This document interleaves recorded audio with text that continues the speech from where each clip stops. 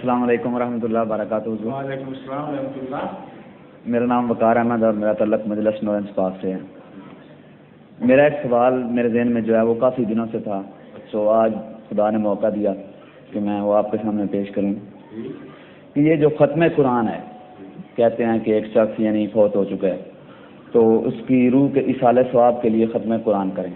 قرآن ختم کر سکتا ہے کوئی انسان؟ مطلب قرآن پڑھیں جس کو وہ اپنے لفظوں میں کہتے ہیں ہم نے ختم کروایا، مطلب قرآن پڑھ کے تاکہ اس کی روح کو ثواب پہنچے. یا کسی نے وہ نیا گھر بنوایا تو کہتے ہیں کہ اس میں پہلے قرآن مجید ختم کروائیں تاکہ بابرکت ہو. تو جو میں آپ کی بات سمجھ گیا ہوں اور بیٹھے میں جواب دے دیتا ہوں. ہمارے لندن میں ایک صاحب ہیں، ان سے ان کے ایک دوست نے کہا کہ تم نمازیں پڑھتے رہتے ہو تو میں نے ختم قرآن کرانا ہے، مجھے مشورہ دو میں کس سے کرواؤں. انہوں نے کہ کس بات پر کروانا ہے؟ اس نے کہا میں نے پب کھولی ہے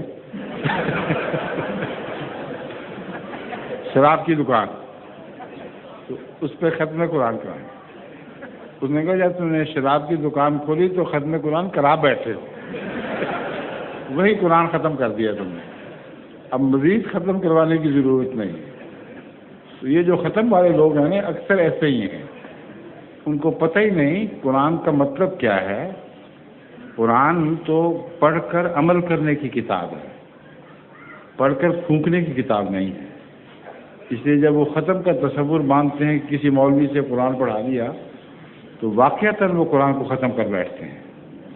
قرآن ان مقصدوں ان مقاصد کے لیے نہیں تھا، نہ رسول اللہ صلی اللہ علیہ وسلم کے زمانے میں کبھی بھی ایسے مقصد پر استعمال ہوا.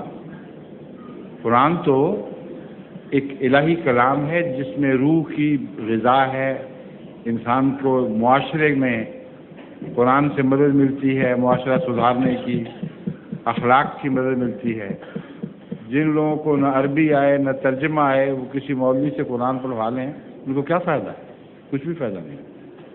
حضور اس سوال میں ایک اور چھوٹی سی بات یہ تھی کہ مثلا جو اولاد ہے وہ اپنی والدین کی بخشش کے لیے بھی کرتے ہیں، کہتے ہیں وہ رمضان المبارک میں خاص کر. یہ سب غلط باتیں ہیں. مطلب اس کا کوئی ثواب جو ہے وہ مرحوم کی روح کو نہیں ہوگا. میری بات سن لیں، کیا حضرت صلی اللہ علیہ وسلم کے زمانے میں کبھی کسی صحابی نے کسی فوت شدہ بزرگ کے لیے قرآن پڑھ کر پھونکے ماری تھی؟ نہیں، اسی لیے تو پوچھ رہا ہوں کہ قرآن حدیث سے مجھے بھی واضح ہو، مجھے تو نہیں پتا. جو مولوی کہتے ہیں ان سے پوچھ لیں. نہیں، وہ تو کہتے ہیں صحیح ہے. میں یہ نہیں کہہ رہا صحیح ہے غلط. جی، میں جو سوال کر رہا ہوں اس کو غور سے سن لیں. جی. ان سے یہ پوچھو کہ کیا رسول اللہ صلی اللہ علیہ وسلم کے زمانے میں صحابہ نے کبھی کسی مرحوم کے نام پر قرآن پڑھ کر اس کو پھونکا تھا؟ حدیث سے حوالہ دو. ایک بھی نہیں بتا سکتے ہو. سمجھے ہو؟ ہاں جی، شکریہ. ظہور مہدی آخر